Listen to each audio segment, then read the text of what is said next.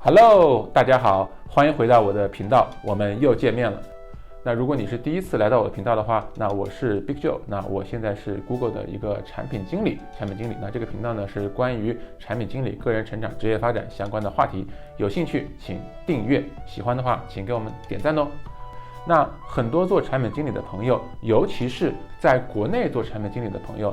会向我问到这样一个问题，什么呢？在美国，在硅谷做产品经理和国内做产品经理有什么样的不同吗？它有什么特点吗？那今天呢，我就来回答这个问题，我来跟大家讲讲和中国做产品经理相比，我觉得在美国做产品经理有些什么样的特点。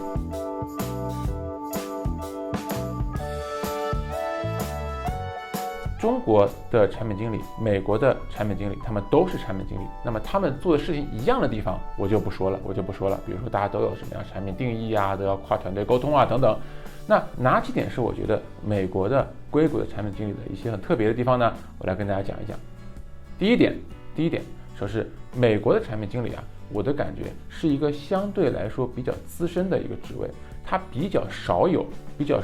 那种比较低级别的，或者说我们英文叫比较 junior 的、比较低级别的这样一个职位，非常少。一般来说呢，如果他说，你是一个产品经理，那么则意味着对你的要求是相当高的，而不是说，你只需要做一些简单的事情就可以了。那据我所知的话呢，那中国呢，它其实是有一个这个体系的。比如说你刚去的时候可能是产品助理的，产品助理，然后它逐渐变成了一个相对来说比较新的产品经理，然后再成为比较资深的产品经理。那美国的话呢，这种非常的入门的职位是非常少的，基本上是没有的，非常少。大部分呢都是有非常资深的人士来担任产品经理的这样的一个角色。而且呢，我后来发现一点啊，就是我发现很多国内产品经理，特别是不太资深的那些产品经理，他们干的活啊，在我们这里不是产品经理的这个范畴之内。就比如说，我知道有一些不太资深的国内产品经理呢，他是会画一些交互图的。他会说，这个事情点了这个之后会发生这件事情，然后做了这个之后会发生那个事情。这个呢，很多时候呢是由我们的这边的设计师来做的。产品经理其实更多的呢是想的是，这个产品的这个未来的这个方向是什么样的，它主要的怎么样呀？大方向上的这个功能是什么样的，而不是具体的这个交互是什么。也就是为什么这个地方我觉得产品经理更多需要是一个非常成熟的、非常的一个重要的这样一个职位。相对来说呢，比较少有低级别的产品经理的岗位在美国。这呢是第一点。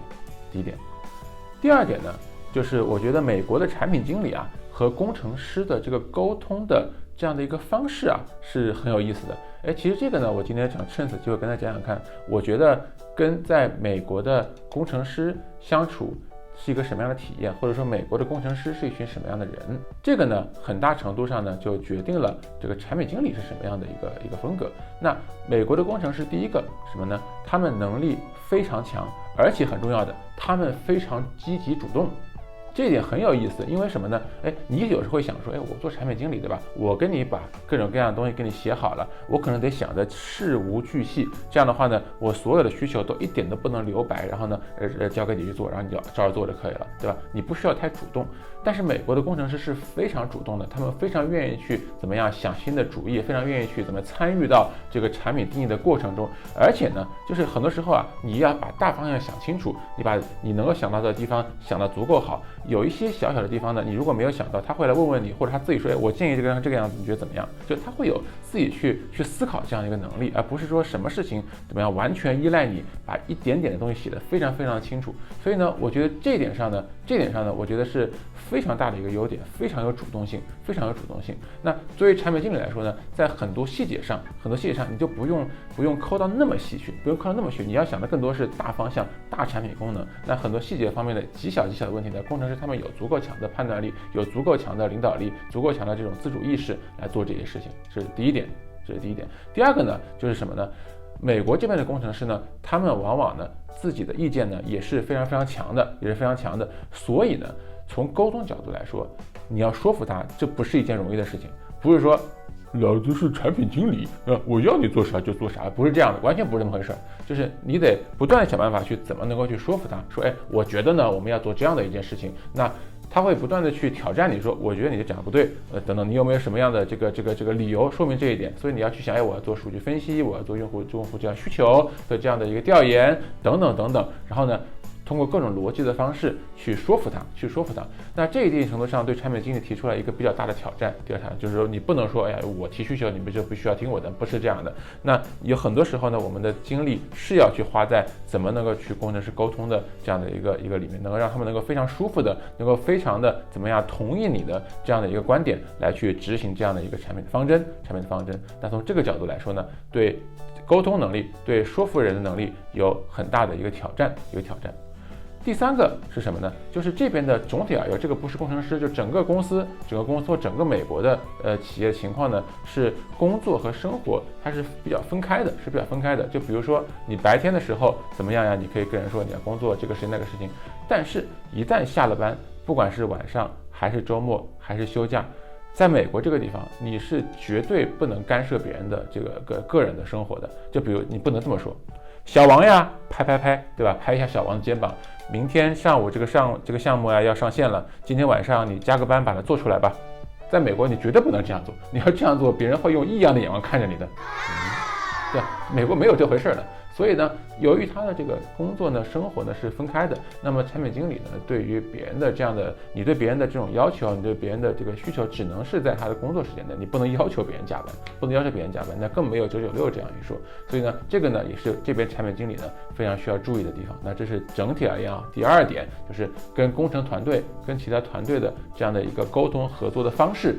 这一个特点。第三个大点是什么呢？就是跨文化管理的这样一个挑战。那美国呢，相对来说已经是一个比较世界这个文化大熔炉了，来自全世界各个国家的人呢都在硅谷这个地方。但是呢，你还是会遇到不同文化的人在一起合作这样的一个情况。一个团队里面什么人都有，对吧？美国人、中国人、印度人、日本人、欧洲人、拉美人、黑人、非洲人、什么以色列人，各种各样的人。然后每个人来自不同的文化。所以呢，很多时候呢，比如说同样一件事情，可能在不同的文化的人里面，他看待它不一样。就比如时间是不是准时这个事情，很多人觉得对 deadline 的这样的一些认识等等，每个人都有不同的见解。那跨文化的管理，那么作为一个产品经理来说，因为你会管理整个不同的这个 function 的各种各样的功能的一个团队，来自不同的这样一个背景，所以呢，你要把他们一起管理好，把这个事情做出来呢，其实是提出了一个非常大的挑战。再比如说你私下里跟朋友去吃饭啊，跟朋友聊天啊，你有的时候要特别小心，就是你有的时候讲话不能够开个玩笑。也许你在中国的这样的一个环境下，这样语境下，这个玩笑开得非常得体，可能呢在他的语境之下，在他文化之下，你这个玩笑可能就怎么样，就伤害到了对方。所以像这样的事情的话呢，就必须非常的小心，非常注意。更何况，别忘了，我们这还讲的是在硅谷做产品经理，来自全世界国家的人来硅谷这里一起工作。因为在这种情况下呢，一般呢大家都能够怎么样呀，受到美国或整个硅谷这个文化的影响，大家都还是整个这个地方的文化是影响了我们逐渐成为它的文化的样子。我们同时怎么样呢？还会去跟其他国家的那边的人合作。比如说很多公司它都有其他地区的分公司，比如说可能有拉丁美洲分公司，可能有日本分公司，可能有印度分公司，可能有波兰分公司，可能有伦敦分公司等等。他们这些人呢，他们是从小在那边长大，他虽然在公司工作，但是呢，他们并不是在美国工作，所以他们更多呢是有他们本地的这样一些文化怎么样来得到。就于我自己而言，我来美国之前，我在中国工作的时候，我也是和这个国际大公司的总部的人合作，我有的时候会觉得还真是有点文化上的差别，因为我是一直在中国长大，一直在中国工作，那我来美国之后，我自己花老大力气去融入到整个这个文化里面去，不断去学习。那来自其他办公室的同事，他们可能就没有这样的机会。那如何跟他们一个很好的合作，其实是一个挺大的一个挑战。那更不要说时差呀，什么经常早起啊，这个晚睡啊，跟他们开会啊等等之类的。所以呢，这个呢是一个非常大的挑战。这个跟你在中国，如果你只管理全是中国人的团队，那就会稍微容易一点。不过呢，我觉得呢，这是一个非常好的事情。我觉得中国其实还比较缺少像我们这样子能够管理不同文化的这样的管理人才。所以我觉得呢，对我们来说是一个非常大的一个好的一个挑战。我自己觉得这是一件非常非常好的事情。好，那我稍微总结一下呢，我今天觉得呢，在美国在硅谷做产品经理有这3点比较大的特点跟中国比起来，第一个呢，就是这边的产品经理的职位相对来说是一个比较资深的职位，这边比较少有这种比较 junior 比较这个入门级的产品经理的职位，他们对你这个职位要求是非常非常高的，这是第一个。第二个呢，是跟这边的这个工程团队合作的这种方式，因为这边工程团队的一些特点怎么样呀，所以导致跟他们合作呢会有些不一样。第三个呢，就是作为硅谷的产品经理，你经常需要去做跨文化的这样一个管理。那跨文化的管理呢，是一件不太容易的事情，那也是对我们来说是一个非常好的一个锻炼和一个挑战。那如果你喜欢我们今天的节目呢，请给我们节目点赞，那记得怎么样呀？订阅并且开启小铃铛。那我们这个节目呢是在哔哩哔哩、在 YouTube， 然后在喜马拉雅都有我们的这样的一个频道。那请怎么样搜索这个大舅 Big Joe 就能够怎么样呀找到我们的节目。好，那我们今天节目就到这个地方，我们下次再见，拜拜。